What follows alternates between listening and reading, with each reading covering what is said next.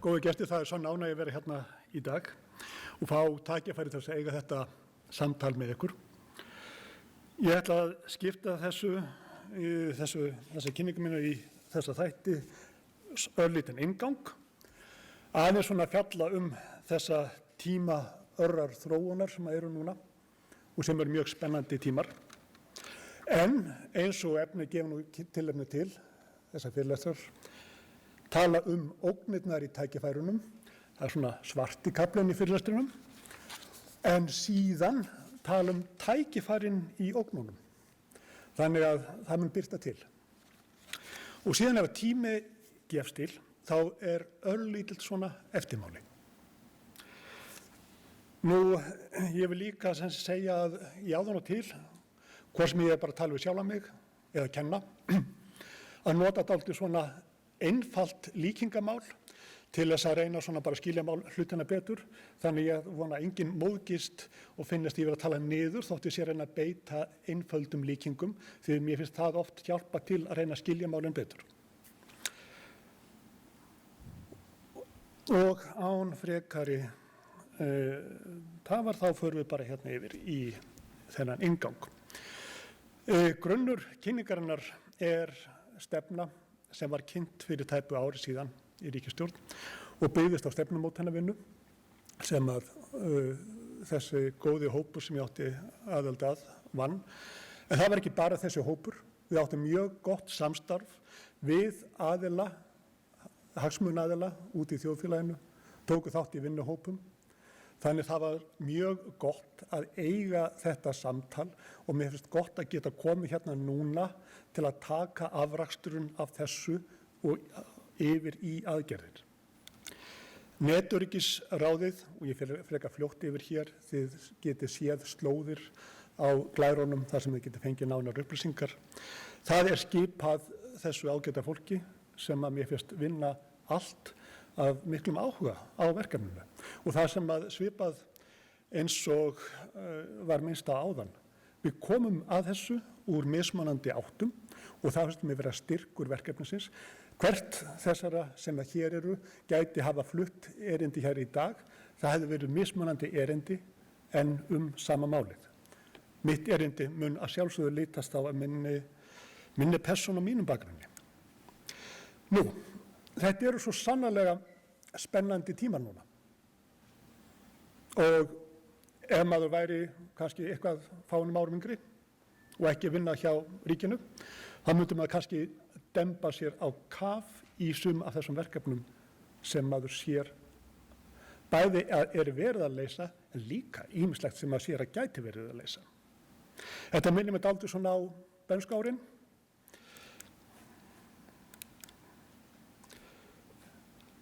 Tunglferðirnar. Það var svona gaman að upplifa þetta í gamla daga. Og svo maður farið yfir í tölvutæknina. Þarna sjáum við stjórntölvu tunglferjunar.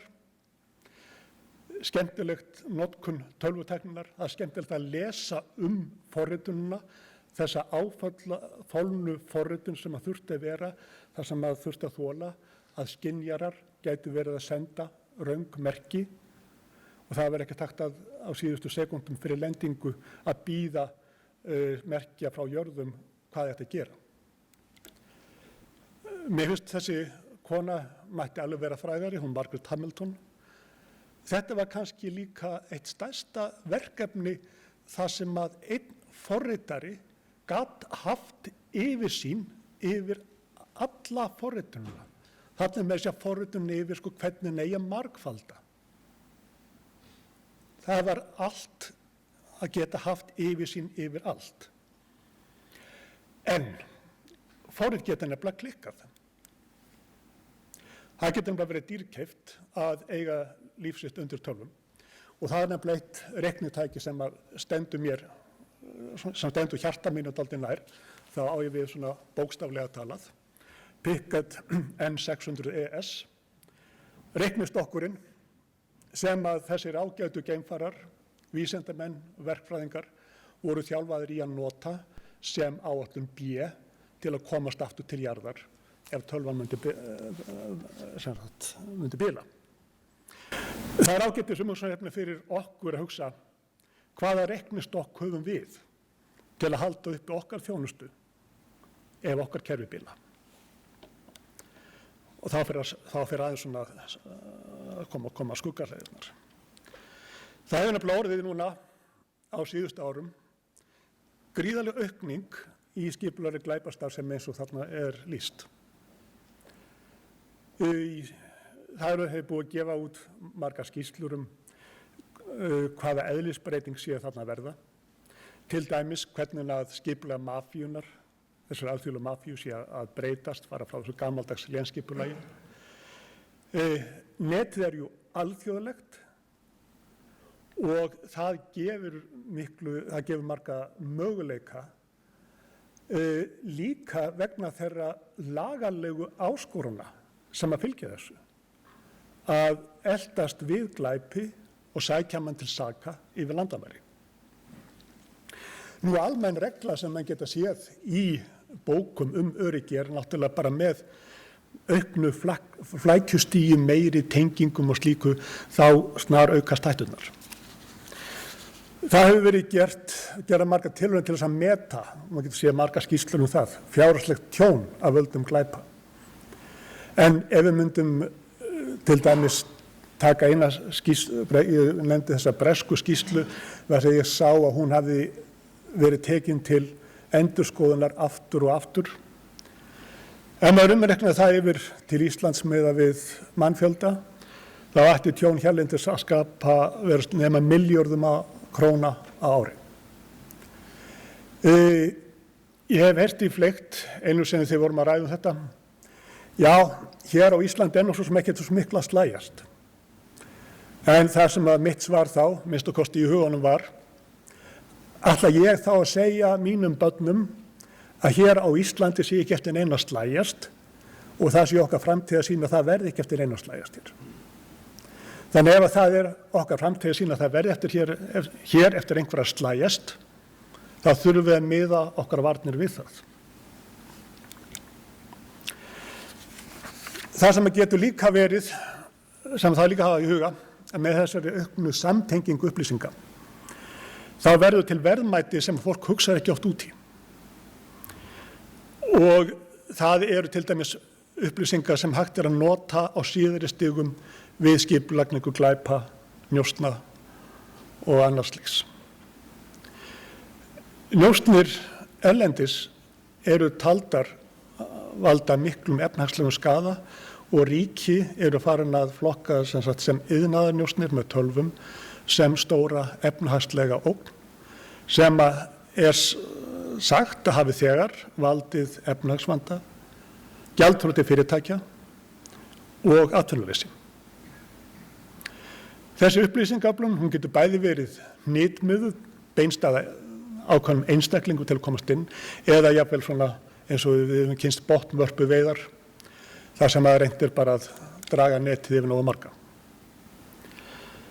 Það því ekki ástæðulausu sem að með persónuvernd gegnir hérna lykilhlutverki. Þessi samkeisla upplýsinga, og ég mun taka aðeins líka fyrir tæknileg dæmi hérna á eftir, hún gefur því líka möguleika að það má segja að svo sýn sem að George Orwell birti 1984 sé hreinn barnaleikur og að Stasi eru hreinustu kórdrengir miðað við hvað einræðisstjórn getur gert með þeim verkfærum sem að fólk sem til reiðu núna nánar það eftir augnablik. Síðan núna Internet of Things og hvað sem við eigum að kalla það. Hér kýs ég að kalla það tækjanetið. Af hverju? Því að skiljanlega, ég fast við öryggi, ég lítið á hvert einkenni þessa nets frá öryggi sjónarmiði. Og það einmitt þetta að manneskjan þarf ekki að vera neinn öryggisvendill lengur.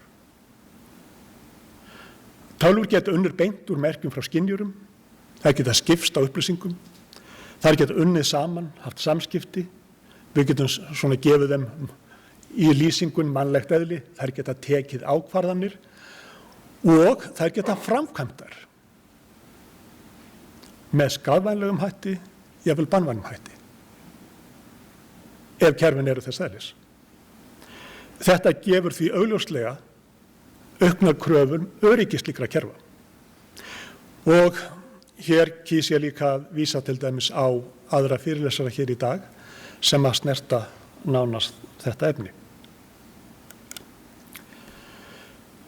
Það í árásum, þá það oft ekki tæknilegi hlutin sem veikleikinn heldur við fólkið. Og þetta orðin blekkingar eru eldgömul og þróuð iðn. Við erum að tala trójuhesta og það náttúrulega tilvísun í gamlum blekkingaleik. Og blekkingar, skipuleg beiting blekkinga ekki bara aldagömul heldur við sagt árþúsundagömul iðn.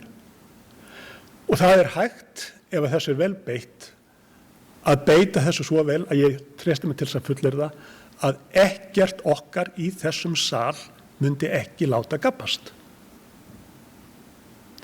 Og það sem virkilega varasamt, það að gera þann, við getum sagt, að svipta fórnarlambið heiðri sínum, fólk þarf að geta komið fram með það þótt að hafa verið gabbað. Hér síðan bara vísað í skýrslur, nýleg skýrsla frá Europol sem fjallar þetta breytta landslag. Eitt sem fara aðeins nær sínu áhugasviði, hreyfiskynjarar snjallsíma. Við löbbum flestum með þessa snjallsíma okkar og fyrir tilraunauðursæng þá var þetta hreinasta gósenland að komast í þetta. Þarna hröðunarmælir, snúðsjá og rafrænn kompass.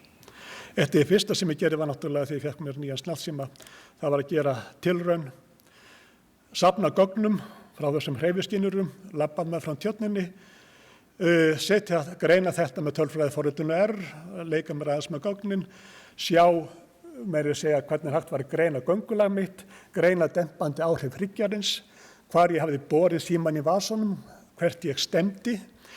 Síðan fórum maður að skoða hvað hefa aðrir verið að skrifa þetta, vísindagreinar víða, hvernig að nota megi greiningu á göngulegi fólks til að þekkja það, hvað það að gera.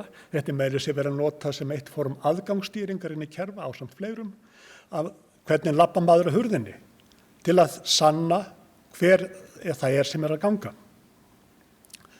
Þetta gósenland. Ekki bara það hægt að þekkja út frá veilum í skynjurum, hægt að þekkja tækin. Og þar með ég vil að fara að breyta upplýsingum sem átt ekki verið persónugreinlegar í persónugreinlegar upplýsingar. Meira að segja, með því að nota snúðsjána hægt að nema tal. Maður getur orðið svona paranoid eða orðið hræddur.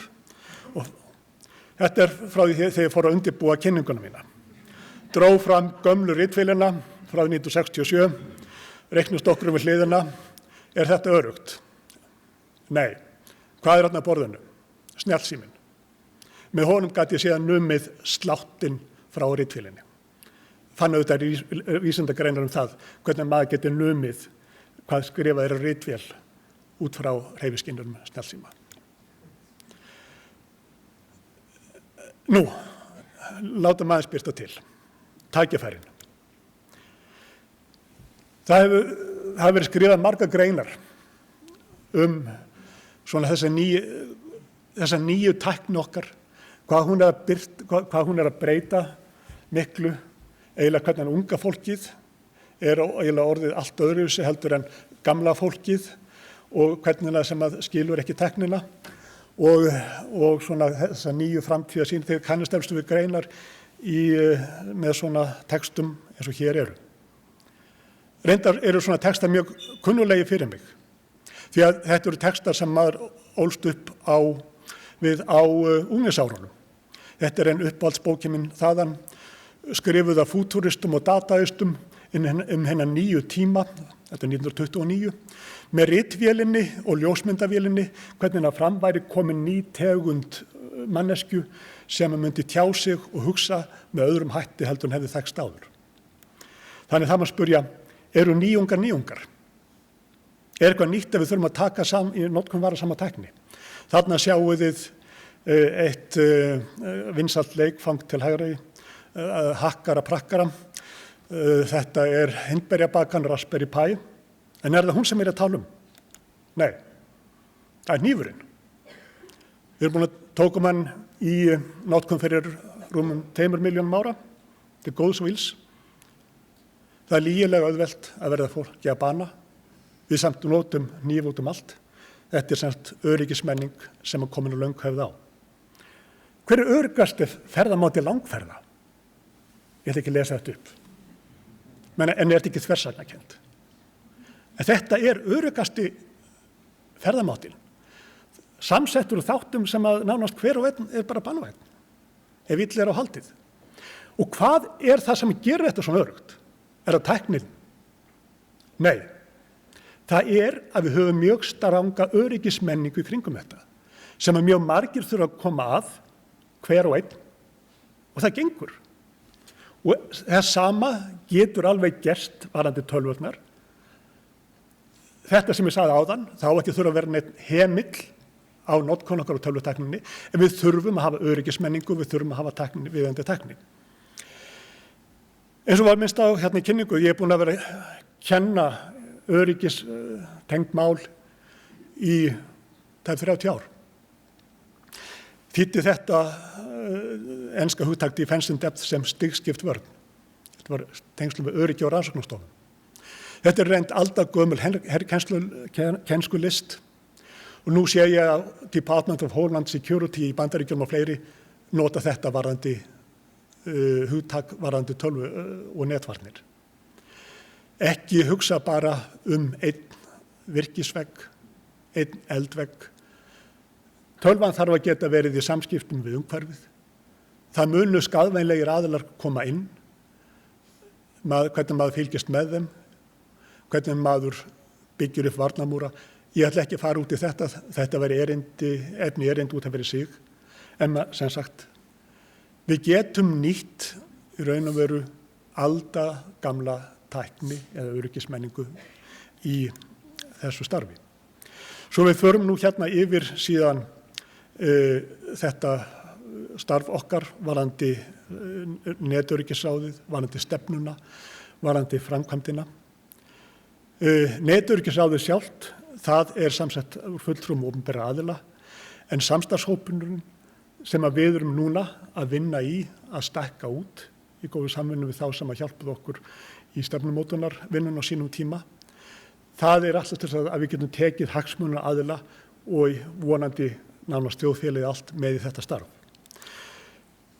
Ráðið tók til starfa í október og þetta hefur þegar verið gagnlegur samstarfsvettvangur. Við höfum verið að við þurfum að endurskoða aðgerðalýsinguna. Hún er orðin úrelt sem var sett í stefnuskjalið og það sem við erum að skoða er notkun á alþjóðlegum viðmiðum. Það er mjög mikilvægt, en það er sífellt verið að skoða okkur utanfrá.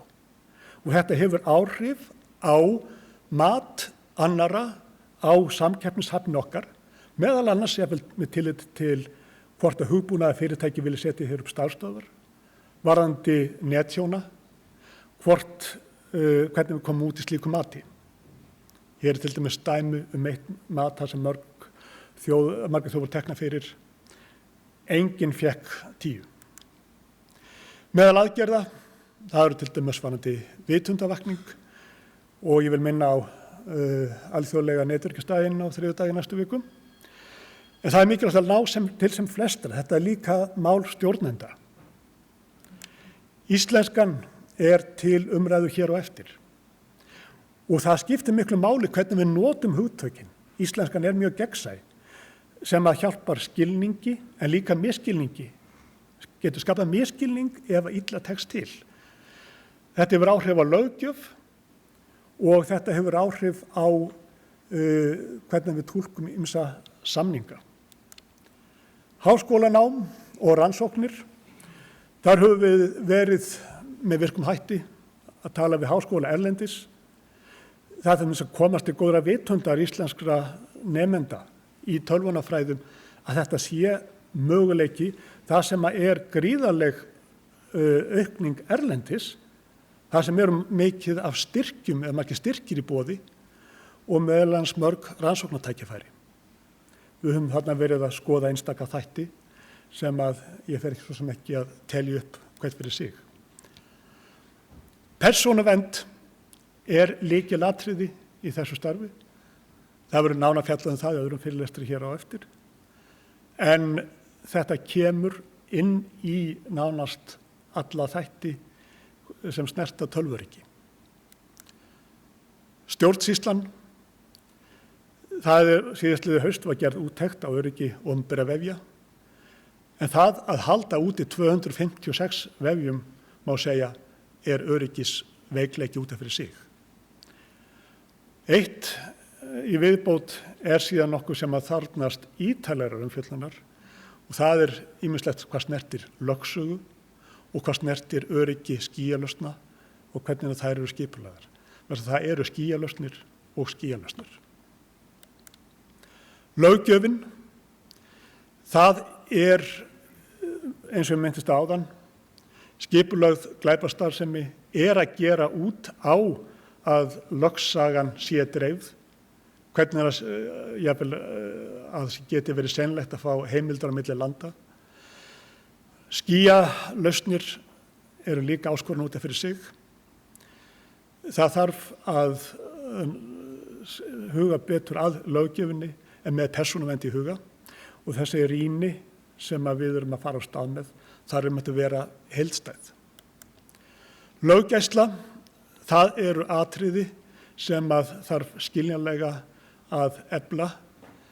Það þarf náttúrulega að efla getu til þess að rannsaka, en það þarf líka, eins og til dæmis við aðra tegund afbrota, kynferðisbrot og afbrot og slíkt, að efla getu til þess að taka á móti fórnarlömbum.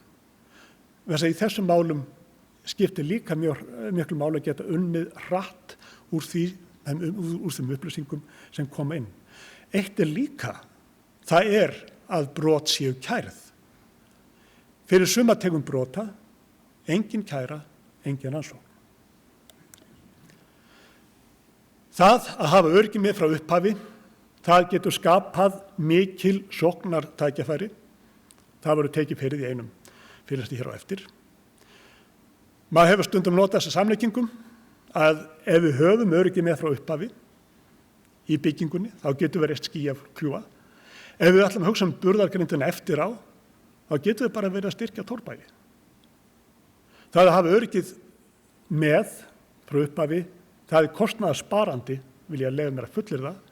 Það að hugsa bara það eftir á íþyggjandi. Eftirmáli, örstuttur, eistar. Ég hef fylgst með þróunu þar síðastliðin aldarfjórðung. Hvernig þeir byrjuðu sitt starf með tóma ríkiskassa. Við heyrum stundum sagt hér, við erum svo fámenn þjóð. Eistar bara 4 sem fleiri heldur en við. Þarna vinstra megin, þar áskrift að rafrænu tímariti, ég var að biðja um áskrift, nokkrum mánuðum eftir þeir öðluðu sjálfstæði. Hægra megin kápa tímarit frá 96, það sem var umfjöllunar hvernig þeir voru komnir á fullt. Þeir ætluðu sér að verða meðal fremstu og hefur þeim tekist það? Já. Þeir eru leiðandi víða í alþjóðlegu samstarfi. Meiri segja, ég var að heimsækja háskólann í Oxford í síðustu viku, ræða þar við þá kennslu og rannsóknir. Og þá kom það upp úr dúrnum að eistar fjármagna eina rannsóknarbrautina og hún ekki tölvunarfræði, heldur hún í það sem Politics and International Relations eða stjórnmál og alþjóðasamskiptum. Ef maður lítur á hagtölurnar, skuldir og slíkt, þá þetta einn sparsamasta þjóð Evrópu. Eitt sem þegar var í Íslandi þá spurði þá, hvers vegna í óskupunum eyðið þið svona miklu í þetta? Og svarið var einfalt og það á því ætla ég ljúka hér í dag. Þess að þeir ekki efna á því að gera það ekki. Punktur. Takk fyrir.